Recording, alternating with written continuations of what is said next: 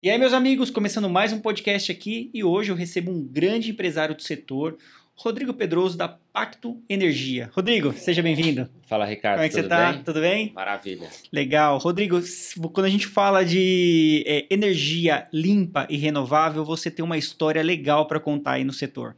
Você está dentro desse setor há alguns anos e envolvido em várias frentes quando a gente fala em transição energética. Então, para a gente começar, para o telespectador entender, eu queria que você falasse um pouco como que está organizado hoje a Pacto. A Pacto Energia é uma empresa que ela tem vários braços, várias frentes, é isso? Sim, na verdade, bom, primeiramente, obrigado, Ricardo, pelo convite, obrigado aqui a todos os ouvintes do podcast. É um prazer estar aqui com você e ter a oportunidade de poder contar um pouquinho da história da Pacto, da minha história, que se confunde muito, né? Como você disse, são alguns anos, né? De cabelos brancos. No meu caso, de falta de cabelos, né? Não são só os brancos, mas são a falta deles. Mas foram perdidos por um bom motivo. Eu acho que eu sou muito orgulhoso de toda essa trajetória. O Grupo Pacto, na verdade, ele é um grupo que nasceu da energia, né? E a gente tinha um propósito de ser uma empresa 100% verticalizada, ou seja, uma empresa que nasceu lá há 24 anos atrás, né? O sonho dela, né? Eu estou no setor elétrico há 24 anos, sou engenheiro civil de formação, e por isso que eu digo que a minha história ela se confunde com a história da Pacto nesse sentido, porque quando eu me formei, na mesma semana em que eu me formei, eu fui trabalhar na ANEEL, na Agência Nacional de Energia Elétrica. Por lá eu fiquei durante 3 anos e depois resolvi empreender. Então ali começa de fato a história da Pacto, que é lógico que ela passa por outros nomes, mas o que a gente hoje vê como Grupo Pacto nasce ali há mais um pouco do que Foi uma boa escola. foi uma boa escola, sem dúvida nenhuma. Não só de uma escola como empresa, como agência, de que de fato a ANEEL mas das pessoas que estavam ali naquele momento. Né? Uhum. Todo o setor elétrico, eu tive a oportunidade de conviver com grandes pessoas, diretores da ANEEL na época, superintendentes e pessoas que hoje estão, inclusive, em nível de direção, donos de empresas do setor elétrico. Então, quando eu decidi empreender, e aí como ex-funcionário público, sem muito recurso, eu fui ser um prestador de serviço. A gente começou lá desenvolvendo projetos de pequenas centrais hidrelétricas. Uhum. Eu sempre tive essa vontade de atuar com energia renovável. Estou falando disso há 20 anos atrás. Descentralizar. Exatamente. Então, assim, quando o Proinfa, que foi o primeiro programa de incentivo às fontes alternativas, que eram chamadas de alternativas àquela época, e que hoje a gente chama de renováveis, teve início, eu já tinha empresa há mais de um ano. Olha que legal. Então, uma estrada legal nisso, a gente então começa como um prestador de serviço, desenvolvemos aí uma centena de projetos de pequenas centrais hidrelétricas, estudos de inventário dos rios, que era determinar o potencial hidrelétrico daquele rio, fazendo coisa até fora do Brasil. Tivemos a oportunidade de fazer projetos na Angola, projetos na África, num país chamado São Tomé e Príncipe. Então, fizemos aí uma série de projetos como prestador de serviço e eu sempre tive um discurso que o meu sonho era passar para o lado de lá da mesa. E aí, o que significa esse passar para o lado de lá da mesa? Deixar de ser um prestador de serviço para ser um investidor do setor elétrico. Olha que Então, interessante. com o tempo, com a empresa foi crescendo, também se verticalizando, a empresa de engenharia que eu digo, a gente começou a ter fôlego e capacidade de investir em ativos próprios. Então, a gente nasce como uma empresa, como eu disse, de prestação de serviço, de projetos, de engenharia. Depois a gente passa a ser, então, uma empresa de investimento em geração. E assim a gente permanece até 2016, 16 para 17, quando a gente decidiu, então, ser uma empresa verticalizada de energia. O que eu quero dizer com isso? Uma empresa que não só mais era prestadora de serviço, não só mais era também geradora, mas passaria a ser uma empresa que teria negócios na área de geração, transmissão, comercialização e distribuição. Então esse é um plano de negócio que foi traçado ali em 2017 e que deveria ser consolidado até o ano de 2025. Pô, Rodrigo, mas nós estamos ainda em 2024. Graças a Deus a gente conseguiu antecipar um pouco desse plano, né? Então a gente começou, como eu disse, na área de geração. Depois de geração, a gente expandiu para comercialização. Hoje, então, o Grupo Pacto tem 2 comercializadoras de energia, a Pacto Comercializadora e a Evolution. Todas 2 comercializadoras são acionistas também do BBCE, que é o Balcão Brasileiro de Comercialização de Energia, como se fosse a Bolsa de Energia do Brasil. Depois a gente expande também para a área de transmissão. A gente hoje tem participação em duas subestações e linhas de transmissão, uma no estado de Goiás e outra no estado do Rio Grande do Sul. Entre 2018 a 2020 para 2021, a gente focou em desenvolver o nosso negócio de geração distribuída, que basicamente hoje a gente atua em 4 áreas.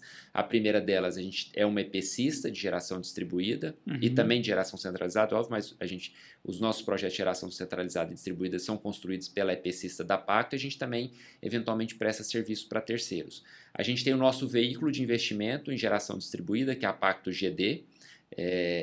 Hoje a Pacto GD tem hoje 12 usinas em operação, num portfólio de mais ou menos uns 13 megas de potência instalada e um pipeline aí de mais de 40 megas de projetos em desenvolvimento. Depois nós temos também a nossa empresa que hoje é chamada de energia por assinatura. Nós somos a segunda empresa do país a desenvolver esse modelo de negócio, que eram ali as cooperativas de usinas solares, dando oportunidade para as pessoas físicas ou jurídicas que não tinham ou capital ou interesse em investir em geração própria, mas tinham interesse em economizar na conta. E a gente criou esse ambiente, né? Então essa empresa nossa chama EPOP. E por último, a 77 Sol, que nasceu com o objetivo de ser um SaaS, né, de prover engenharia e CRM para os pequenos instaladores solares, que a gente chama de integrador solar. E depois essa empresa foi evoluindo e abrindo novas frentes. Hoje, então, basicamente, nós somos uma plataforma, né, que a gente que é um grande objetivo nosso, que é democratizar o acesso à energia solar. E a gente oferece tanto a parte de dimensionamento, de engenharia, de cotação de equipamentos, de venda de equipamentos, de oferecimento de financiamento também para o cliente final, e vários outros serviços. A 77 Sol é uma empresa que tem crescido bastante. A gente deve fechar esse ano agora de 2024 com mais de 300 milhões de reais de faturamento. A gente já recebeu investimento nas 2 nossas rodadas de players importantes da área de Venture Capital, como por exemplo a Zflow, que é a holding que investiu lá na Web Motors, no iCarros, a EDP Ventures, que é o veículo de Venture Capital do grupo EDP de Portugal, e o fundo Crescera, que é um fundo de investimento em Venture Capital também muito reconhecido no Brasil, que tem aí um dos seus maiores acionistas, o Eli Horn, que é um dos fundadores e acionistas do grupo Cirela, daquela grande incorporadora aqui em São Paulo. Então, isso a gente vai até 2020, então se consolida no setor de geração distribuída, e aí faltava aquela última vertical, que era a distribuição, que como eu disse, né, o nosso plano era até 2025 consolidado, e que a gente conseguiu antecipar. E no setor de distribuição, como são concessões, como é monopólio, a gente teria que adquirir alguma concessão. Então a gente conseguiu adquirir uma concessão em 2021, a gente assumiu de fato em 2022 essa concessão, que era uma empresa chamada Forcel, que hoje chama-se Pacto Energia Distribuição Paraná, que é uma distribuidora de energia, como a gente tem aqui, por exemplo, a Enel São Paulo, como a gente tem em Minas a CEMIG, como a gente tem no Paraná a Copel. Então a gente divide ali o Paraná com a Copel é a grande distribuidora do Paraná, e a gente atende ali o sudoeste do estado do Paraná. A gente teve a oportunidade de estar lá junto. Exatamente, eu fui lá conhecer essa sua operação de distribuição. E a questão também que é uma distribuidora diferenciada, pelo que eu entendi. Exato. Ela já nasce com um olhar diferente e qual é a fonte de geração. Exato. A gente, como eu disse, né, a gente sempre foi uma empresa que focou em ser uma empresa verticalizada em energia, mas sempre com um foco muito grande em tecnologia. Eu acho que não faz sentido nenhum a gente desenvolver nada hoje que não tenha um foco muito grande em inovação e tecnologia. Eu acho que é através de inovação e tecnologia que a gente vai conseguir ser um planeta melhor. Com certeza, sabe? Rodrigo. Então, a gente tem falado muito de transição energética, a gente tem falado muito de sustentabilidade. Eu acho que se a gente não consegue conjugar essas duas coisas, porque o mundo está evoluindo, e sustentabilidade deixou há muito tempo já, a transição energética já vem deixando de ser aquela questão de ativismo ambiental. Isso já é muito claro. Então, a gente tem esse foco muito grande dentro do Grupo Pacto hoje de olhar para a tecnologia. Como eu disse, as 2 comercializadoras nossas são sócias do BBCE. A nossa empresa de energia por assinatura foi a primeira plataforma de assinatura de energia digital do Brasil. A gente começou com um escritório em Palo Alto, a gente desenvolveu toda essa plataforma de tecnologia fora do Brasil, depois tropicalizamos isso para o Brasil. A gente tem a 77 Sol, que é uma plataforma de tecnologia, como eu disse aqui, cresce exponencialmente. Nós temos também uma empresa de telecom, que já é essa segunda fase da Pacto, né? E a distribuidora, realmente, quando a gente adquiriu, a gente não quer ser uma distribuidora comum como todas as outras do Brasil. O que a gente pode fazer de diferente? Não só pelo planeta, mas, sobretudo, pela humanidade. Eu acho que tudo que a gente faz Eu tenho um grande amigo, Ronaldo Colozuc, que é inclusive presidente do Conselho de Administração da Absolar. Ele fala que o planeta Deus tira de letra. Ele inclusive faz outro se for preciso, igual ele já fez o que a gente vive. O grande compromisso, né, de Deus, eu acho que das empresas e de nós, tem que ser com a humanidade. Nós somos os principais ocupantes, os principais usuários desse planeta, né? Se o planeta vai mal, a humanidade vai mal. Então a gente sempre quis fazer algo diferente. E o que a gente fez de diferente na nossa distribuidora, que você pôde lá perceber, são duas coisas muito importantes. Primeiro, um compromisso que até 2027, 100% da energia da nossa, que é consumida da nossa distribuidora, a gente vai ter equivalência em geração por fontes renováveis, seja usina lá na região ou usinas até fora do Brasil. Por que até 2027, Rodrigo? Como eu disse, a gente fez a aquisição dessa distribuidora e lá já existia um contrato, um legado de um contrato que havia sido firmado com outro comercializador de energia que vai até 2026. Mas, você tem que esperar o time desse contrato. Eu tenho que respeitar esse contrato, então nós estamos respeitando ele, mas a partir de 2027 nós vamos provar que 100% da energia consumida na distribuidora nossa a gente vai ou gerar na região ou vai gerar fora para compensar aquela energia Quando que você fala consumida, você fala a energia que vai ser distribuída para aquela cidade? Exatamente. Ou é isso que você está falando? Exatamente. Até mesmo porque hoje a gente já tem lá a gente tem usina solar implantada. Que a gente foi visitar. Que você também conheceu. A gente tem uma hidrelétrica também que está conectada à nossa distribuidora, que é uma PCH. E a gente vai incrementar essas fontes. É lógico, o município vai crescendo, a população vai crescendo, a demanda por energia, obviamente, vai crescendo. Então, a gente vai tendo que trazer energia de fora também, mas esse é o nosso compromisso. E um outro projeto muito importante, que eu me orgulho muito, é que a gente foi a primeira e ainda é a única distribuidora de energia elétrica, não do Brasil, mas sim do mundo, a ter uma frota 100% elétrica. Isso também a gente presenciou lá também, que todos os veículos, até os veículos de atendimento, como grandes veículos, né, que vão fazer o serviço, são elétricos. Exatamente. Nós estamos falando das motocicletas que vão fazer a leitura na casa do nosso cliente final, que emitem ali a fatura, até as caminhonetes, os caminhões que vão trabalhar na rede 100% elétrico. Então, a gente provou que isso é possível e que é possível sim ter uma mobilidade 100% elétrica, descarbonizada e, sobretudo, mais importante ainda, carregada com energia solar fotovoltaica de usinas próprias, ou seja, a gente está assegurando que 100% daquela frota elétrica está sendo abastecida, né, entre aspas, que ela está sendo carregada por uma fonte de energia renovável. Rodrigo, que legal, cara. Voltando um pouco aqui, é muita informação e muita informação valiosa. Você é um cara privilegiado. Você tem uma visão além do alcance. Você lembra dos Thundercats? Lembro, do Você Lion. tem a visão além do alcance. O que é essa visão além do alcance? Poxa, você conseguiu entender todo o cenário energético. Foi aí porque você fez uma boa escola ali atrás. E hoje a gente pode trazer uma visão muito estratégica, muito interessante para o setor energético. Quando a gente fala você falou que inovação, tecnologia é um caminho sem volta para esse novo cenário energético. Como que você vê isso coexistindo com a reforma do setor elétrico? Porque o setor elétrico, ele, como a gente conhece há 100 anos, é um sistema de distribuição que pouco mudou, né? Agora, muitas coisas vão mudar e você acredita que os dois vão continuar existindo, mas de uma forma bem diferente? A tecnologia com as redes mais inteligentes, as redes descentralizadas, as micro-redes, a geração que cada consumidor agora pode gerar sua energia. A descentralização continua, mas também é importante você ter os dois caminhos, a geração centralizada e a geração distribuída, coexistindo, e muita inteligência por trás disso tudo para gerenciar essa distribuição?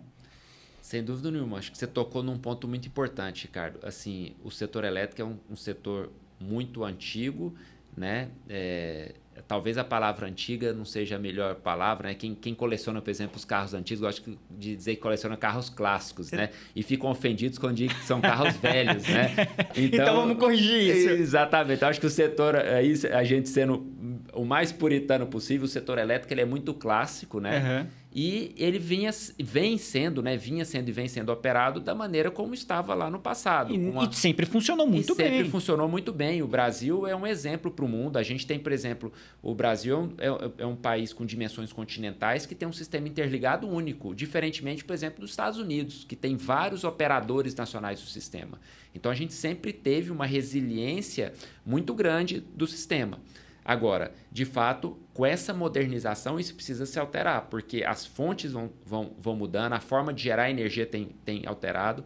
Você bem colocou, nós temos hoje a geração distribuída, a geração centralizada. O Brasil tem um desafio muito maior do que outros países, porque diferentemente do que acontece nos outros países, onde a gente tem a geração centralizada, por exemplo, de energia solar, representando grande parte da potência instalada que aquele país tem, e a geração distribuída uma menor parte, no Brasil isso é o oposto.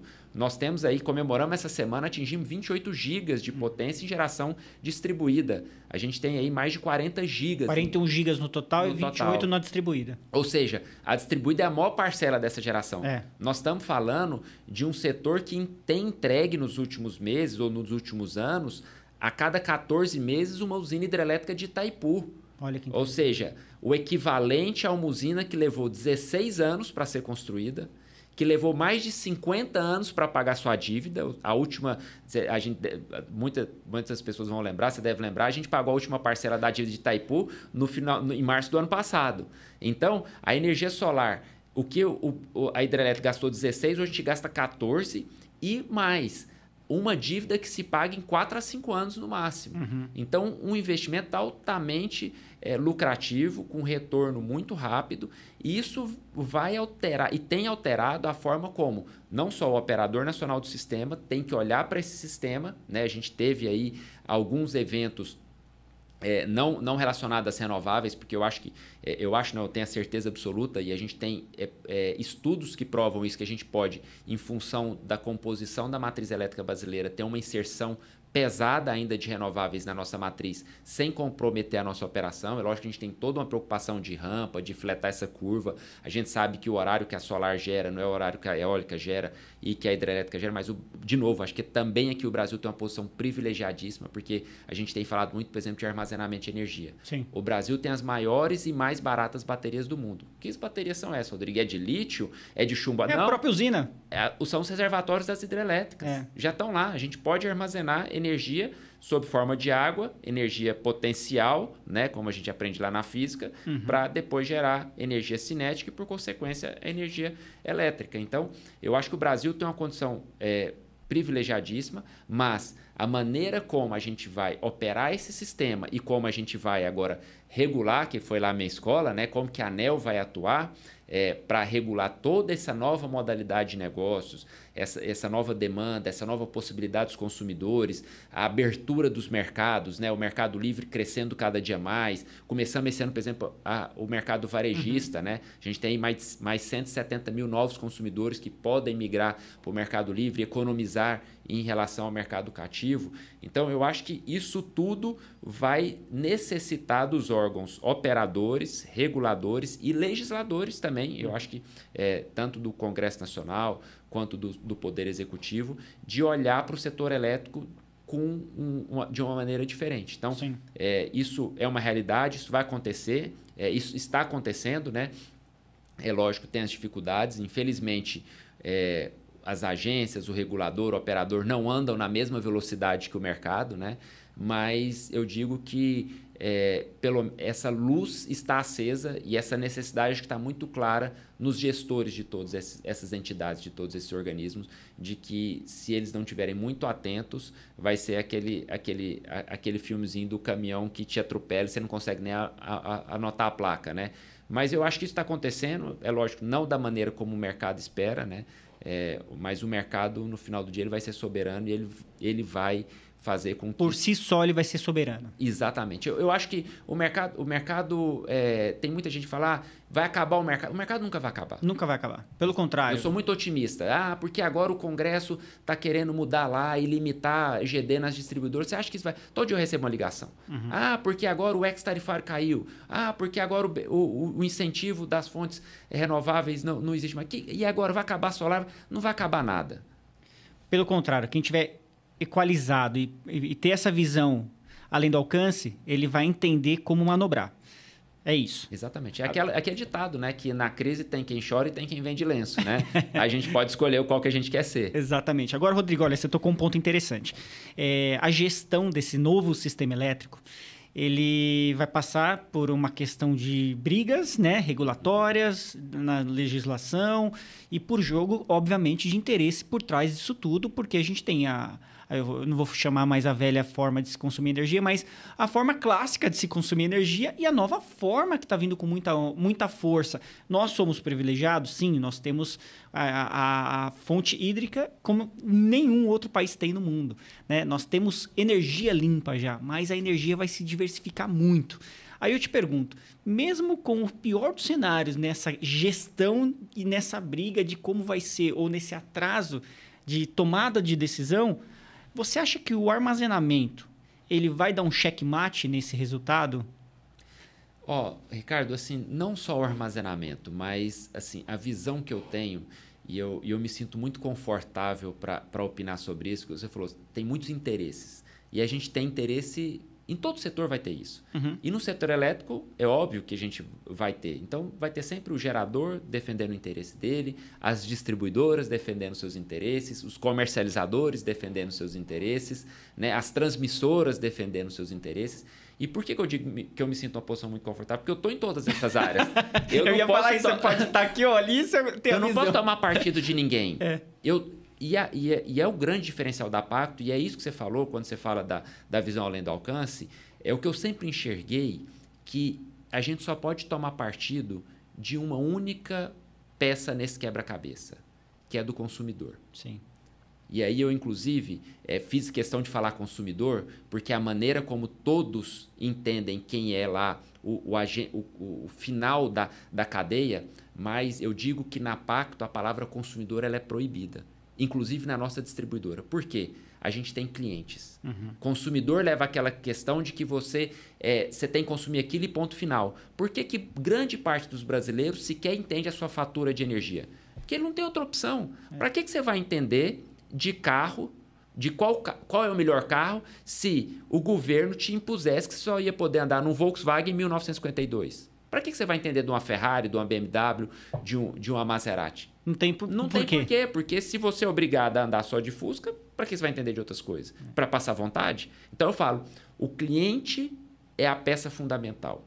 Então, quando a gente tira esse olhar do próprio umbigo e leva esse olhar para o cliente, não só o cliente ganha, como nós ganhamos também. Porque a gente acha uma forma de atender esse cliente com a melhor qualidade e, sobretudo, de uma maneira com mais sustentabilidade e com maior rentabilidade para os nossos negócios. Perfeito. Então, hoje, a gente pode ver muito claramente isso. É muito legal que tem muita gente falando, peraí, onde é que está o erro disso? Quando a gente vai falar de um projeto solar, assim, quem está investindo está ganhando, quem está consumindo a energia, seja comprando aquele projeto, aquela usina, ou seja alugando uma parte dela, ou usando a autoprodução por equivalência nos grandes consumidores, também está ganhando. Assim, é um projeto que é ganha-ganha de ponta a ponta. Você não acha... Rodrigo, mas então onde está perdido esse dinheiro? Na eficiência do nosso sistema clássico. Uhum. Dos encargos setoriais, onde tudo que foi identificado de problema ao longo dos anos, colocaram lá na nossa famosa CDE, nos encargos, na medida 579. Então, esse dinheiro ficou no caminho. E o Brasil hoje tem uma das energias mais baratas do mundo e em completa dicotomia, uma das contas de energias mais caras do mundo. Olha só. É absurdo isso quando a gente olha. E a gente fala, e ainda um cliente que é mal atendido. Uhum. Né? Então a gente fala, eu consigo atender bem esse cliente com qualidade, entregar dados para ele, que esse é o nosso objetivo. Eu falo que o maior ativo, por exemplo, de uma distribuidora hoje, não são as redes de distribuição, não são os transformadores, não são as subestações. O nosso maior ativo hoje é o nosso cliente. É o relacionamento bem feito com o cliente. Exatamente, é isso. Esse cliente que compra de mim hoje energia, e aí, até completando um pouco da sua primeira pergunta lá, que a Pacto deixou então de ser uma empresa verticalizada de energia e ela passou a entender que neste movimento global de transição energética, de novas tecnologias, a gente não podia ficar só mais na energia. Sim. A gente tinha que passar a ser um player de infraestrutura. Então, o que a Pacto é hoje, nós somos um player de infraestrutura voltados para uma economia de baixo carbono. Então, a gente oferece outros serviços hoje, por exemplo, como telecom, como mobilidade elétrica, que você teve a oportunidade, a gente tem indústria de carregadores elétricos, a gente tem frota de carros elétricos. Inclusive, eu fui daqui para lá de carro elétrico. E não ficou no meio do caminho, né? Muitas aventuras e chegamos. Isso aí. Isso é importante porque, como diz o ditado, isso a Globo não mostra, né? E aí, direto a gente vê aí imagens, vídeos, pessoal reclamando que ficou na rua, porque ficou na estrada. É porque não planejou bem. Exatamente. É porque não usou o aplicativo ideal. É porque não usou a Pacto Mobility, toda a sua infraestrutura. Porque se tivesse usado, não tinha ficado no meio do caminho.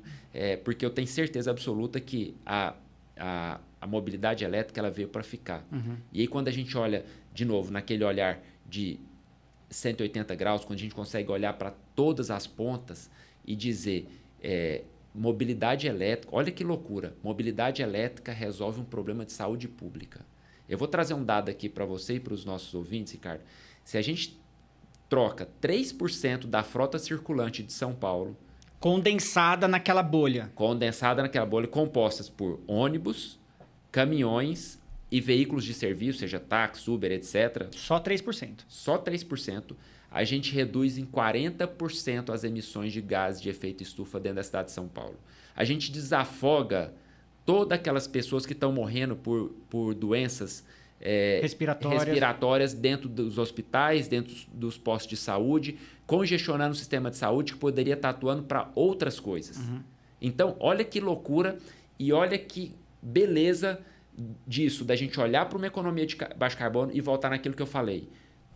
Os habitantes do planeta, a humanidade. Sim. No final, quem tem que ser beneficiado e quem tem que sobreviver disso é a humanidade. É diferente você tocar uma empresa onde você tem isso como meta, isso como essência.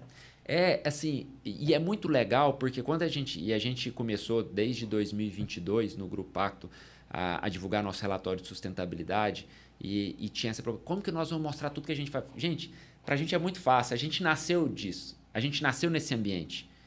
Como eu disse, quando eu montei a empresa lá em 2002 para 2003, eu queria trabalhar com energia renovável. Então, a gente não foi aquela empresa que estava numa economia e viu uma oportunidade. Poluente, e viu uma oportunidade e resolveu fazer esse shift. Esses dias eu estava tendo uma conversa com uma pessoa de uma grande montadora e ele estava lá comentando os desafios daquela montadora de entrar no setor de carros elétricos. E é uma montadora, uma incumbente, um cara grande. E ele falou, Rodrigo, a gente gastou agora recentemente 1,5 bilhão para modernizar uma linha de produção para produzir sair de produção de carros a combustão para produzir carros elétricos. Não é tão simples, né? Se a gente fosse construir uma linha de produção dessa do zero, custaria 1 bi, no máximo. A gente gastou 500 milhões a mais para mudar a chave. E outra, porque quando a gente pega todas essas novas marcas, por exemplo, a BYD, a GWM, que estão crescendo assim exponencialmente. A gente teve o mês de fevereiro agora, quase que a BYD passa a venda e seja o carro elétrico, né, seja o carro mais vendido do Brasil. Em todos os carros. Cada vez vai ser mais comum esse tipo de notícia. Ela estava ali pau a pau com a Fiat Strada, que é o carro mais vendido no Brasil hoje. Uhum. Por que isso está acontecendo? Porque essas companhias já nasceram com o mindset de carro elétrico. É diferente você pegar aquele engenheiro que fez a usina termoelétrica e pôr ele para fazer uma solar. Pegar aquele engenheiro que fez uma usina nuclear e colocar ele para fazer uma eólica. Exato. O mindset é completamente diferente. Então, essas empresas que nasceram nesse ambiente novo, eu falo que o Brasil faz transição energética há milhares de anos. A gente tem uma matriz, a despeito da gente ter uma matriz de quase 90% renovável, no ano retrasado, 92% da nossa energia consumida foi renovável e no ano passado, 94%. Então, o Brasil, eu tenho dito isso, né? Eu participo todos os anos da COP e na COP 28 ano passado em Dubai eu tive a oportunidade de uma das minhas apresentações dizer, o Brasil tem que entender E o mundo tem que entender que nesta escola o Brasil não está na carteira. Nós estamos na lousa e nós temos que ensinar. O mundo tem muito a aprender com o Brasil. Que legal, boa essa. Excelente, Rodrigo. Excelente comparação. E principalmente quando a gente dá um passo e fala, poxa, mas nós já somos um país muito vantajoso quando a gente fala de indústria energética renovável. Os outros países estão tendo que desabilitar as suas usinas a carvão, a nuclear, para fazer o quê? Para falar, não, agora a gente não quer mais essa energia, a gente quer outras fontes. Como fazer isso? É muito mais difícil para esses países. Sem dúvida, até mesmo porque os recursos, muitos deles às vezes nem têm a abundância de recursos naturais que a gente tem. Exato. O Brasil é um país abençoado. Nós temos água, nós temos vento, nós temos sol. Áreas impróprias para a produção ou não tão viáveis para a produção agrícola ou pecuária, que podem ser utilizadas para grandes projetos, né? Então a gente tem essa tempestade perfeita de toda essa combinação que fez com que, de fato, o Brasil seja esse país que investiu muito em energias renováveis. Você sabia que dados da Bloomberg, a gente teve a oportunidade de revisitar esses dados agora no mês passado, durante um evento que eu tenho o orgulho e participo. Eu já comentei desse projeto com você, que é o Zero Summit. A gente tem a Bloomberg como content partner nosso, então a gente tem acesso a muitos dados, a gente faz muitos eventos em parceria com eles. E o nosso evento desse ano aqui no Brasil foi, inclusive, na sede da Bloomberg. Uhum. A gente viu lá que o Brasil foi o terceiro país que mais investiu em energia renovável no último ano, perdendo para Estados Unidos e China. Olha só. Ou seja, top 3. Top 3 no mundo. O BNDES é o banco de desenvolvimento que mais financiou projetos de transição energética em países emergentes. Interessantíssimo esse Então, assim, de novo, nós temos que ter consciência e o mundo tem que entender isso. Eu acho que nós estamos tendo uma grande oportunidade esse ano de estar sediando o G20, ano que vem com a COP, lá em Belém do Pará, de mostrar para o mundo qual é o Brasil de verdade. Diferente daquele mundo que às vezes vai para a imprensa deles para dizer que o Brasil é um país que desmata a Amazônia. A Amazônia está muito preservada, a Amazônia tem um potencial enorme, mas o Brasil precisa também receber por isso. O mundo precisa pagar ao Brasil o que eles fizeram nos outros países e que a gente abriu mão de fazer aqui pelo meio ambiente. Então, o Brasil, essa transição energética ela tem que acontecer, mas sobretudo de uma maneira justa. Uhum. Não faz sentido algum um estado como o estado do Amapá, que tem a maior floresta amazônica preservada, proporcionalmente a área mais preservada de floresta amazônica do mundo, ter o terceiro pior IDH do Brasil. O estado do Amapá tem que receber por isso. Sim. O Brasil tem que receber por tudo aquilo que nós fizemos. Tem que ser cuidado ali. Porque qual que vai ser a vontade, a motivação de um país, de um estado ou até de uma comunidade de preservar aquilo se aquela árvore vale mais deitada do que em pé? É isso, essa cultura que nós uma mudar. Boa reflexão e isso é para a gente trazer aqui mais especialistas para a gente discutir sobre esse assunto. Isso tem que ficar na mídia, tem que fazer barulho e tem que ter a chave de mudança. Sem dúvida. Agora, é interessantíssimo, Rodrigo, quando a gente mostra esse teu conhecimento vasto aqui hoje, né? Trazendo que vão gerar bons recortes aqui, ó, pessoal, muitos bons recortes aqui que a gente vai jogar na internet para você absorver tudo isso, né? Em pedacinhos pequenos e bons para você consumir aqui no Instagram, no LinkedIn. Vamos marcar pacto, tá? Mas, Rodrigo, a gente poderia falar por horas aqui, porque eu sei que tem assunto enriquecedor assim para a gente falar por muitas horas. Voltando um pouquinho, eu vi que o Brasil, quando você fala assim, o Brasil não está na carteira, está na lousa. E quando eu fui para o Japão, fui para alguns países gravar o Expedição Solar, inclusive a Pacto é um parceiro do Expedição Solar, a primeira temporada. A gente presenciou lá as questões assim, olha, o Japão não tem território, ele vai ter uma questão que ele vai ter que ter muitas alianças com outros países para suprir ali parte da sua necessidade energética do futuro. Sim. Você vê que o país hoje ele vai poder dar esse suporte, você como pioneiro, a Pacto Energia hoje como pioneiro no setor energético, você enxerga essa mão, esse braço que pode atender outros países? Sem dúvida. Você me perguntou agora há pouco sobre a questão do armazenamento, né? Por muito tempo, o Brasil, sem dúvida nenhuma, como a gente martelou bastante aqui, tem uma condição excepcional e tem uma matriz elétrica quase 100% renovável, coisa que poucos países têm.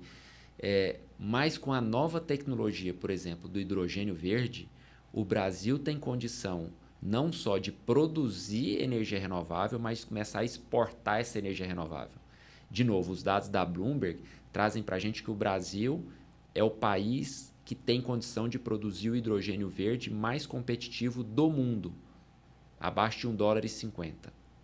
Então, quando a gente olha essa oportunidade e essa probabilidade muito alta que vai acontecer no futuro e no futuro bem próximo, que quando a gente falava de solar lá atrás, todo mundo achava que a gente era doido, né?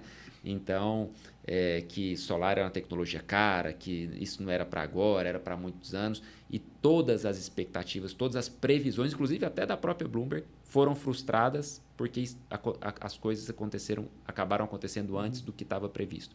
Hidrogênio verde, na minha visão, vai acontecer antes do que está previsto. É uma tecnologia que possibilita o Brasil exportar sua energia renovável, seja em forma de amônia, seja em forma de próprio hidrogênio, da maneira que for, para fora do Brasil e justamente para aqueles países que têm poucos recursos naturais ou que têm pouco território ou que não têm a tecnologia ainda. Então, eu acho que o Brasil vai ser um grande protagonista em não só mais em produção, como a gente já é hoje, mas também em exportação de energia renovável através do hidrogênio verde e através do armazenamento, né? Que legal, pessoal. Bom, então fique ligado na programação, acompanhe o nosso site, acompanhe nossas redes sociais. Hoje nós recebemos aqui a Pacto. Rodrigo, eu quero que você deixe aqui as suas últimas palavras, as considerações finais para a gente fechar esse episódio, mas com certeza tem um assunto para a gente te chamar aqui para outros podcasts aqui, com toda certeza. Bom, você está também à frente, envolvido também muito próximo do Summit. Zero Summit, que roda o mundo também, levando informação. Então, isso também a gente também vai noticiar aqui também nos nossos canais. Combinado, Rodrigo? Combinado, Ricardo. É sempre um prazer, uma conversa muito boa. É aquilo que a gente gosta, né? É o que eu faço, essa é a minha vida, é o que eu faço 24 horas do dia, é minha paixão. Eu acho que é o legado que eu posso deixar aqui para a humanidade, né? É um pouco desse trabalho, do fruto desse trabalho que a gente vem desenvolvendo já há mais de 20 anos.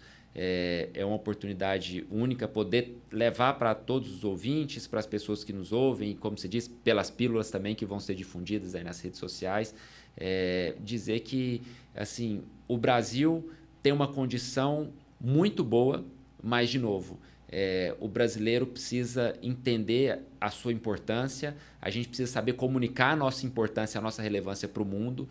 Acho que a grande mensagem que eu queria deixar aqui no final era isso. Acho que o Brasil ele erra muito na comunicação.